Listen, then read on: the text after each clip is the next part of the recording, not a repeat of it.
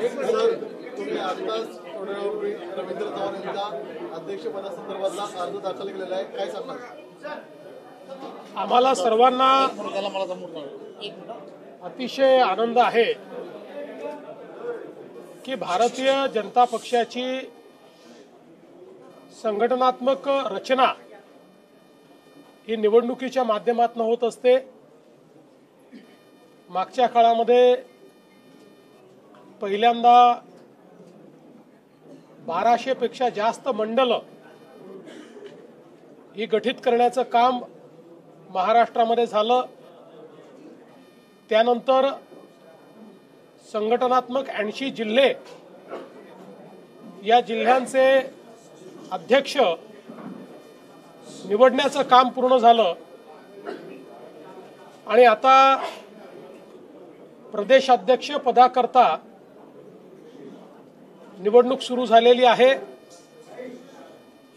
आज सन्माननीय केंद्रीय निरीक्षक, केंद्रीय मंत्री किरणजी रिजिजू हे निवडणूक निरीक्षक म्हणून या ठिकाणी आले आणि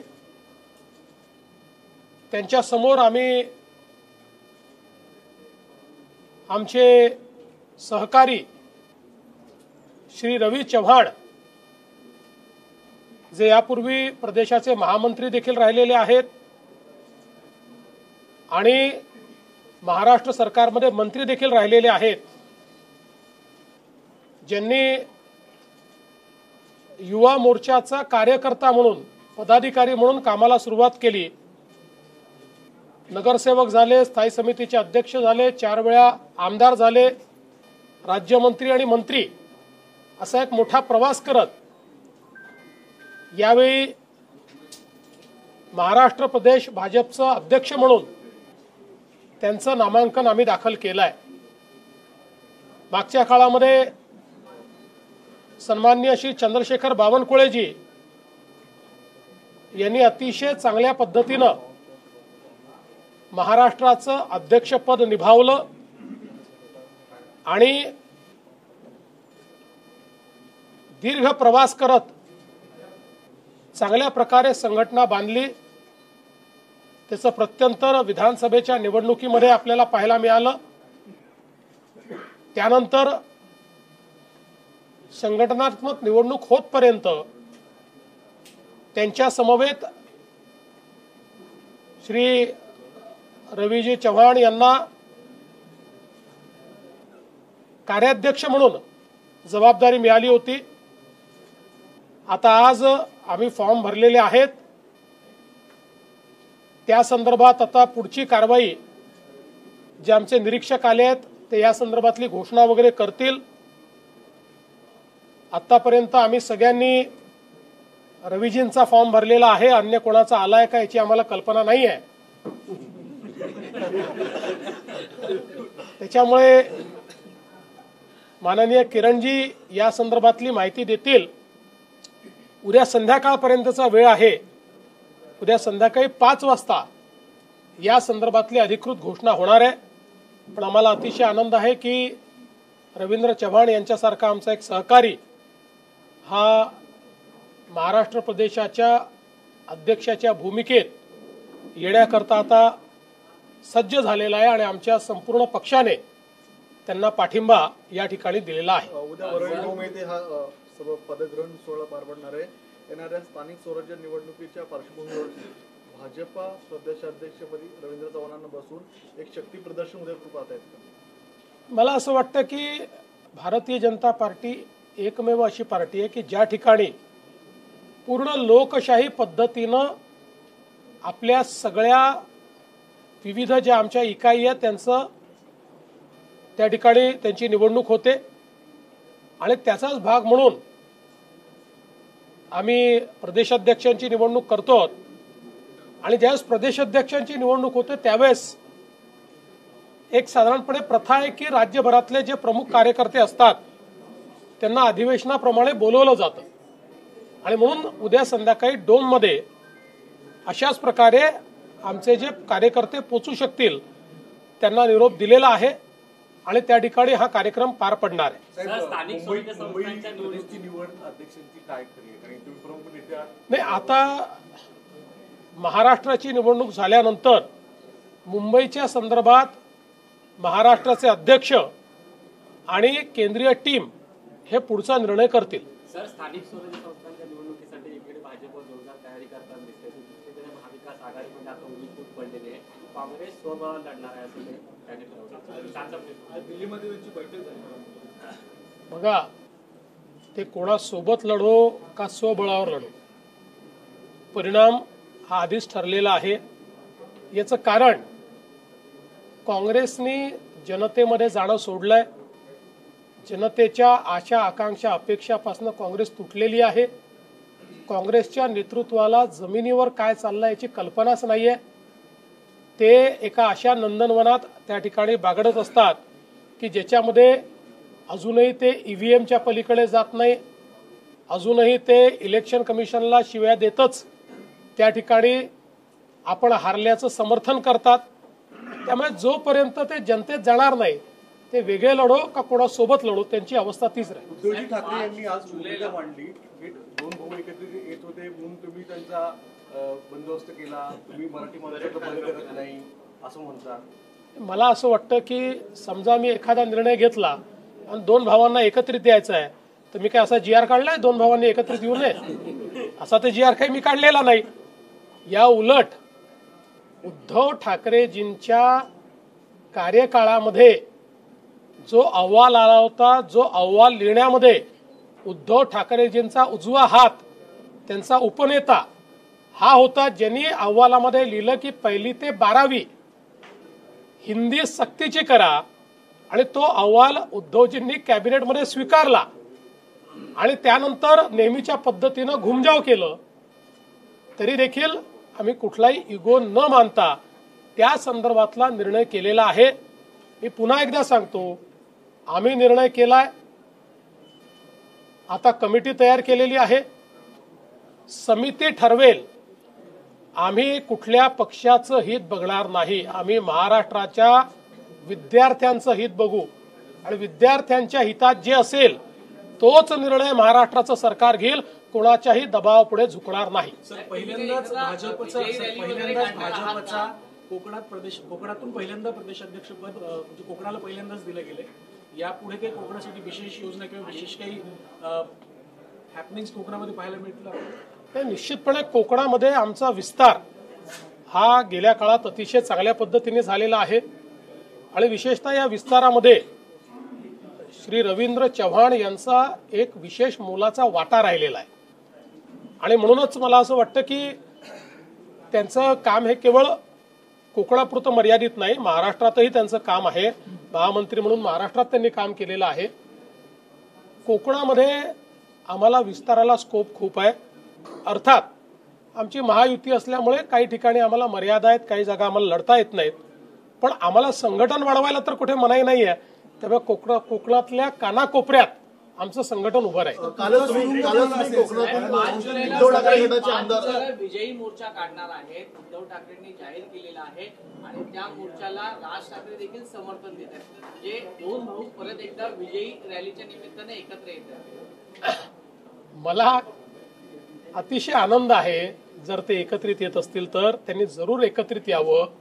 फक्त मी कालच म्हटलं, राज ठाकरे आम्हाला प्रश्न विचारतात, तोच प्रश्न त्यांनी उद्धव ठाकरेंना विचारला पाहिजे की तुमच्या काळामध्ये 1ली ते 12वी हिंदी सक्तीचा निर्णय का घेण्यात आला, हा प्रश्न कधीतरी विचारला पाहिजे. बाकी त्यांनी एकत्रित यावं, क्रिकेट खेळावं, हॉकी खेळावी, टेनिस खेळावं, स्विमिंग करावं, जेवण करावं, आम्हाला काही अडचण नाही. विरोध दिसतोय. सुप्रिया सुळे स्वतः उद्धव ठाकरेंबरोबर आज आझाद मैदानात दिसल्या. ज्या कमिटीमध्ये स्वतः शरद पवार गटाचे बडे नेते होते, त्याच कमिटीच्या अहवालानंतर आज विधेयकाला विरोध होतो. काय केलं त्यांनी? जयंत पाटील होते, पण मी तुम्हाला एक गोष्ट सांगतो, हे दुटप्पे लोक आहेत. यांचं सत्तेतलं रूप वेगळं असतं आणि विरोधातलं रूप वेगळं असतं आणि खासगीत जर विचारलं तर अजून तिसरं रूप असतं. त्यामुळे ते काय म्हणतायत, हे काय म्हणतात, आम्हाला याच्याशी घेणं. आम्ही उत्तर द्यावं महाराष्ट्राला. महाराष्ट्राच्या जनतेला आणि भारताच्या संविधानाला आणि भारताच्या संविधानाचा अवमान कोणी करणार असेल तर त्याच्यावर कारवाई करण्याकरता कायदा तयार होईलच. हा कायदा केवळ त्यांच्या विरोधात आहे जे भारताचं संविधान मानत नाहीत, जे या भारतामध्ये अराजकता आणत आहेत. त्या अराजकतावादी शक्तींच्या विरोधात कायदा आहे. अराजकतेला जर त्यांचा पाठिंबा असेल तर त्यांनी ते स्पष्ट करावं. या ठिकाणी अराजकतेला पाठिंबा द्यायचा आणि लोकशाहीचं गुणगान करायचं, संविधान पायदळी तोडवणाऱ्यांच्या सोबत उभं राहायचं, हे कुठेतरी बंद केलं पाहिजे. काल भास्कर जाधव यांच्या नावाचा तुम्ही उल्लेख केला की त्यांची पत्रावर सही नाहीये. आज भास्कर जाधवांनी माध्यमांशी बोलणं टाळलं. मध्यंतरी भास्कर जाधवांनी नाराजी देखील व्यक्त करून दाखवली. कोकणामध्ये उद्धव ठाकरे गटाला मोठं खिंडार बसताना येणाऱ्या काळात पाहायला मिळणार आहे का? मला याची कल्पना नाही. याची कल्पना आपल्याला काय भास्कर जाधवांच्या मनात आहे ते स्वतःच देऊ शकतात. आणि अलीकडच्या काळामध्ये ते कवितांच्या माध्यमातून आणि शेरोशायरीच्या माध्यमातून आपल्या मनातलं अभिव्यक्त करता आहेत. त्यामुळे त्यांचं नवीन स्टेटस जे काही येईल ते तुम्ही बघा आणि त्याच्यावरनं अंदाज बांधा. गेल्या काही दिवसांपासून पक्षप्रवेश सुरू आहेत आणि आता देखील रवींद्र चव्हाणांच्या माध्यमातून कशा पद्धतीने पक्षप्रवेश असतो? काय पक्षप्रवेश गेल्या काही दिवसांपासून कोकणात हे असं आहे की आम्हाला आमच्या पक्षाचा विस्तार करायचा आहे आणि हा विस्तार करत असताना आता विविध पक्षातनं त्या पक्षाच्या नेतृत्वावर विश्वास नसल्यामुळे किंवा त्या पक्षांमध्ये भवितव्य दिसत नसल्यामुळे काही लोक जर आमच्याकडे येत असतील तर आम्ही त्यांचं निश्चित स्वागत करू. काँग्रेसचे प्रदेशाध्यक्ष हर्षवर्धन सगपाळ असं म्हणतात की GR जे 2 काढले होते ते दोन्ही उपमुख्यमंत्र्यांना माहिती नव्हते, ते नागपूरच्या रेशीम बागेतून आले होते. मला असं वाटतं की हर्षवर्धन काय नाव त्यांचं सपकाळ, त्यांच्याबद्दल मी एवढंच म्हणेल नया आहे हो. सर, बीडमध्ये अल्पवयीन मुलीवर अत्याचार झाल्याचा एक प्रकार समोर आला होता आणि खरं तर बीड बंद सुद्धा झालं होतं. 2 प्राध्यापकांना अटक सुद्धा करण्यात आली होती. आज तुमच्याकडे सुद्धा माझ्याकडे त्या संदर्भात एक निवेदन आज प्राप्त झालेलं आहे. त्या निवेदनामध्ये या प्रकरणाची एक सिनियर IPS महिला अधिकारी नेमून चौकशी करावी अशा प्रकारची मागणी करण्यात आलेली आहे. मी त्या संदर्भात डीजींना निर्देश दिलेले आहेत की डीजींनी या मागणीचा विचार करून योग्य निर्णय करावा. भारतीय जनता पार्टी में लोकतांत्रिक व्यवस्था है. इस व्यवस्था के तहत हम पार्टी के अलग अलग इकाई के जो प्रमुख हैं उनको चुनते हैं. भारतीय जनता पार्टी ने पहले 1200 मंडलों का चुनाव किया. उसके बाद हमारे जो संगठनात्मक रचना में 80 जिले हैं उन जिलों का चुनाव हमने पूरा किया. उसके अध्यक्ष हमने चुने और अब महाराष्ट्र के अध्यक्ष का चुनाव कराने हमारे केंद्रीय मंत्री जो केंद्रीय निरीक्षक भी है श्री किरण रिजिजू जी ये यहाँ पर आए हुए हैं. आज उनके सामने हमने हमारे साथी श्री रविंद्र चव्हाण जी इनका नामांकन दाखिल किया है. अलग अलग प्रकार से हमारे 10 प्रमुख लोगों ने उनका नामांकन दाखिल किया है.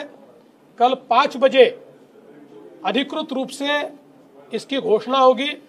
अगर उनका नामांकन सही पाया गया और एक ही नामांकन पाया गया तो उनके नाम की घोषणा होगी. अगर ज़्यादा नामांकन आए तो फिर चुनाव होता है. तो इसमें कितने नामांकन आए, कैसे आए, इसकी घोषणा तो हमारे किरण जी आने वाले समय में आपको देंगे. लेकिन मुझे बहुत खुशी है कि हमने हमारी संगठनात्मक प्रक्रिया को पूरा किया है. पिछले समय हमारे निवर्तमान अध्यक्ष श्री चंद्रशेखर बावनकुळे जी ने पार्टी को दिशा दी. बहुत अच्छे तरीके से पार्टी को विजय तक लाने का काम उन्होंने किया. और अब रविंद्र चव्हाण जी जैसे एक बहुत ही समर्पित कार्यकर्ता अध्यक्ष बनने जा रहे हैं. मेरा विश्वास है कि उनके कार्यकाल में पार्टी नई ऊंचाइयां देखेगी.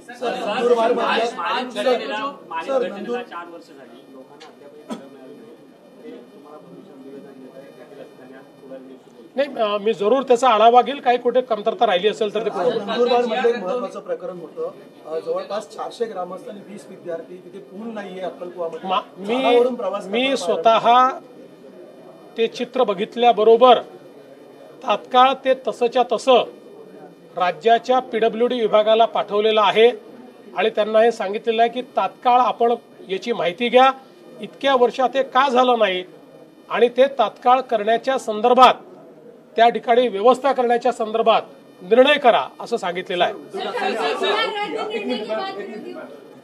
ठाकरेंनी आपण आरोप किया की मराठी